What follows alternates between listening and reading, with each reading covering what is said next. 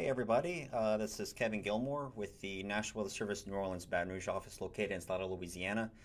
We're going to get started here with a Facebook Live. I hate to say it, but we're going to have to do a tropical weather update. I know it's been such a quiet season so far, and we've been very lucky, and a lot of people have been very lucky. But unfortunately, we have a system that we're having to monitor now in the Gulf that we need to kind of bring attention to.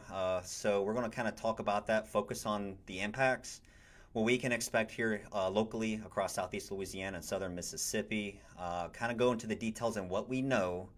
As a lot of people have been following along on social media and watching the news, it's a lot early right now. It's in the development stages of what we're monitoring with this disturbance in the Southwest Gulf. So there's a lot of unknowns and there are some knowns. So we want to kind of explain all those to you and what we can expect here going forward. First, let's see if I can show you. I think I usually like to start with what's going on today and kind of then we'll talk about satellite and get into all the details of everything with now PTC6. First of all, it's a really beautiful day outside. If you've been out, I just wish this weather will continue, but unfortunately, we got a lot of wet weather ahead. Whether it be from impacts from this tropical system or if it's a little bit more to the west in our local area, we're still going to get a lot of rainfall here coming up in the middle and later parts of the week that will be impactful for a large area of the northern Gulf Coast. So let's go ahead and start with satellite. It's usually like what I usually like to start with here. So if you see in the middle of your screen here, this is the Gulf of Mexico. This is satellite imagery from a geostationary satellite that is looking at how cool the cloud tops are. Basically meaning that the darker the colors, that usually is representative of deep thunderstorms or a lot of heavy rain and thunderstorms. So those are taller cloud tops, so big thunderstorms. So if you see Louisiana's in the top part of that screen there, we see that we got an area of disturbed weather. We call this disturbance, an area of disturbed weather in the southwestern Gulf of Mexico. And we've been looking at this all day long, so have all the experts at the National Hurricane Center. We've been kind of watching what the reconnaissance aircraft's been looking at, and it's relatively disorganized. However, the National Hurricane Center has decided to go ahead with a potential tropical cyclone so that we go ahead and get some watches out. And we'll show you that here in a second because we do have some watches now out for the northern parts of Mexico there. But confidence is looking pretty good that we will have a system developing. Again, it's ragged now, but it's forecast to become a little bit better developed here as we go for the next day or two, getting into this upcoming week. So a lot to watch, a lot of uncertainties, but again, we're going to get into that here coming up. So let's go ahead and jump straight to it. Let's see if I've got the screen showing right. Yep, there we go. This is I wanted to always start with who we are because it's been a long time since we've done one of these. We usually do them for severe weather. Unfortunately, sometimes we do them for tropical weather. And a lot of people don't realize that, the National Weather Service New Orleans Baton Rouge office, who we are, we serve 22 parishes in 8 southern Mississippi counties of southeast Louisiana and southern Mississippi. But we're one of many offices across the northern Gulf Coast and all across the entire United States. But we wanted to kind of show you this here, what the western and northern Gulf Coast National Weather Service offices are.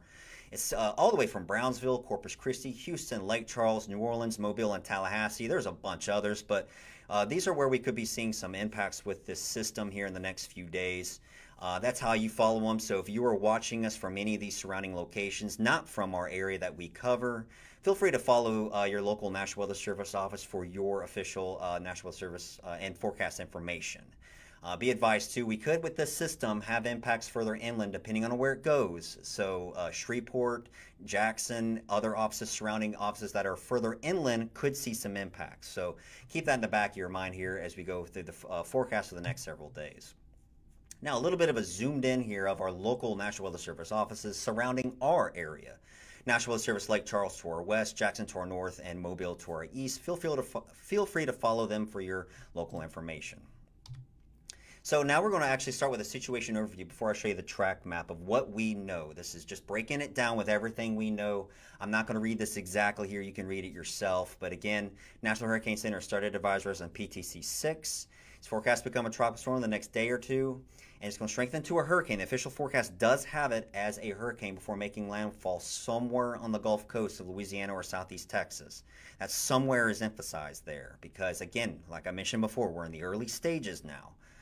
The storm is expected to bring threats. That's going to mean heavy rain, minor to moderate coastal flooding, and the time frame, there it is there, mainly during the day Wednesday into the Thursday time frame. So there's your first kind of heads up of a day frame there, a time frame, I mean. And then in red there, specific impacts will depend on the eventual track and structure and intensity of the storm, which again, we're just not 100% confident with yet. It could change. The track could swing a little bit. The intensity could change a little bit. Again, this is early stages and why it's important for you to check the latest forecast. So here is the latest track forecast from the National Hurricane Center, the 4 o'clock Central Daylight Time advisory for PTC 6. An area of disturbed weather is forming in the southwest Gulf and is expected to become a tropical storm relatively soon. And if it does, it'll get the name Francine. Francine, if it does become a name Francine, it will be continue towards the north-northwest to then eventual north, scraping near the Texas coastline and then getting somewhere towards southeast Texas and southwest Louisiana sometime in the midweek time frame. Do not focus on the center part of that track. That cone expands a wide area and we could see impacts further away from that. Also, this being so early, like I've been mentioning before, how early it is in the forecast could change.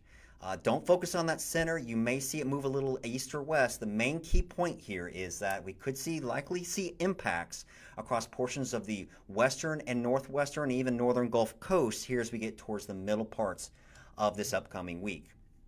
And if you don't know what a potential tropical cyclone is, I know this is kind of a new naming convention that started back in 2017.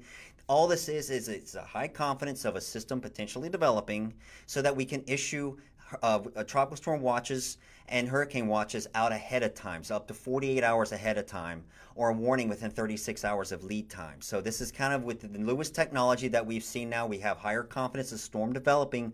We don't have to wait before it becomes a named storm before we issue watches. So this is actually kind of a good heads up for people. Just be advised that a PTC, or in this case PTC 6, could become a named storm in future updates. Now, we broke down all the hazards of what we know now, what we can expect going into the week ahead for southeast Louisiana and southern Mississippi. There's your heavy rain, coastal flooding, gusty winds, and yes, there could be the potential for some isolated tornadoes as well. All of this will depend on the track and intensity. With that, confidence will increase, but for now, this is what we know. Widespread heavy rain. We're talking about rainfall totals all around between 4 to 6 inches of rain. Yes, I know we just had a lot of copious amounts of rainfall for southeast Louisiana. Unfortunately, we got more on the way, and it seems to be several days of it with an additional around 4 to 6 inches as possible.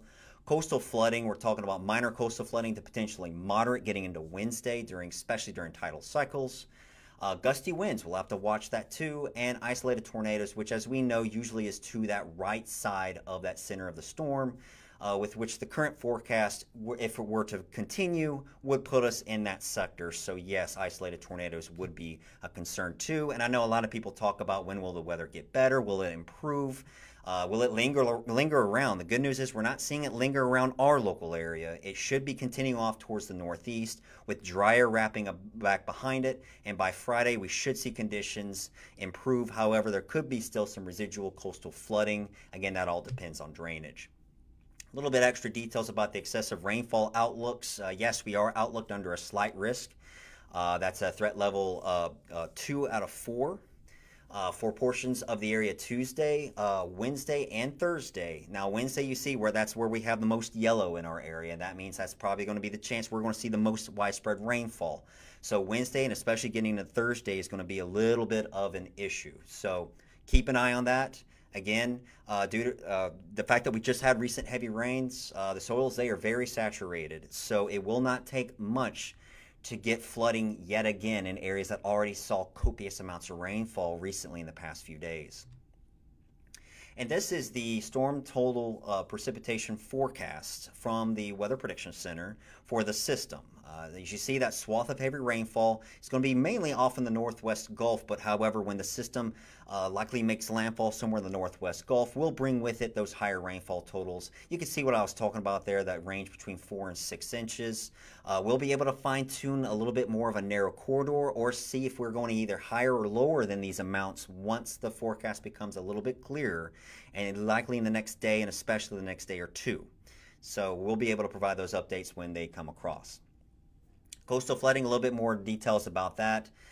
Due to the impacts that we may see along the coast, and it might be during tidal cycles, more particularly during tidal cycles, we may see some coastal flooding issues and concerns. That's mostly for east and southeast coastlines, facing coastlines, where we could see those impacts because we'll have some pretty good gusty winds increasing out of the east to east-southeast. As we go through the rest of the early to middle parts of the week. So that'll be piling that water into those tidal lakes and sounds where we may be having some issues. We have higher confidence of those minimal impacts. That includes the low-lying roads, lots and access routes. Areas like that could be a little bit of a concern. So we'll have to keep an eye on that. Be sure to check back for your local forecast for more information. And key takeaways everything broken down from what we know about PTC 6 with gusty winds. Again, mainly on the day during the day on Wednesday, but it'll depend on the track and eventual strength of the system. We just talked about the coastal flooding. That'll be something we'll be monitoring. Widespread rainfall totals, we'll be keeping an eye on that. And then isolated tornadoes on that right side of where that center of the storm is. We're going to have to monitor for that. And marine conditions, of course, are going to be very dangerous, picking up as we get to Monday and Tuesday, especially Wednesday and Thursday, and even potentially beyond, with winds swinging about on the back side of the system as it progresses towards the north. So something to definitely keep an eye on as we go through the next several days. And of course, please stick to the experts. Follow official sources. We say that all the time.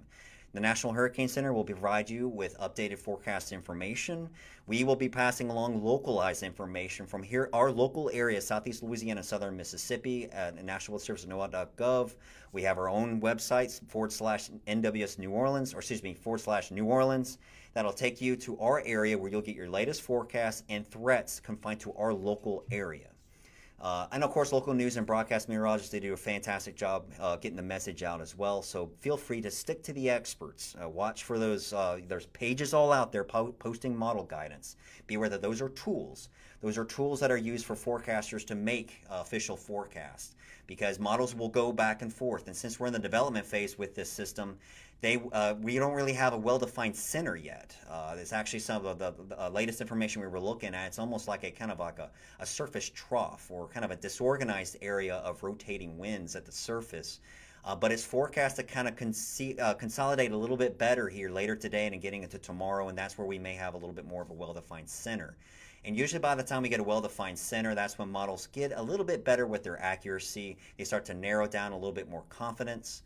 But I will go ahead and say also, from what you've been seeing, looking at some of this latest guidance in the forecast, models are actually handling it quite well.